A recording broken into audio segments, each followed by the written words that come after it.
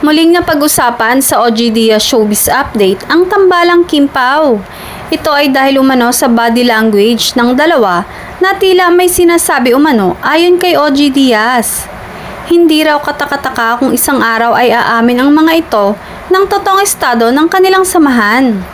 Sa ngayon, muling bumida sina Kim at Paolo sa Pinoy adaptation ng What's Wrong with Secretary Kim. Muling napagtsikahan ni na OG Diaz, Mama Loy at Josa Poco ang tambalang Kim Pao ni na Kim at Paolo.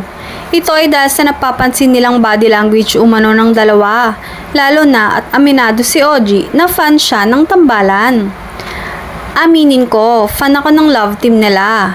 Ani OG sa Kim Pao na 2 beses nang nabigyan ng proyekto na talagang tinatangkilik ng publiko. At dahil pareho naman umanong single sina Kim at Paolo, hindi raw nakapagtataka kung isang araw ay aamin ang dalawa sa totoong estado ng kanilang relasyon. Alam mo, hindi na ako magtataka kung one of these days umamin sila na. Lalo na yung mga body language nila. Yung body language nila parang may sinasabi, pahayag ni OG.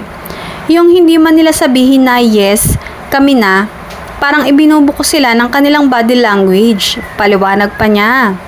Dagdag pa nito, yung mga kasamahan nila sa serye.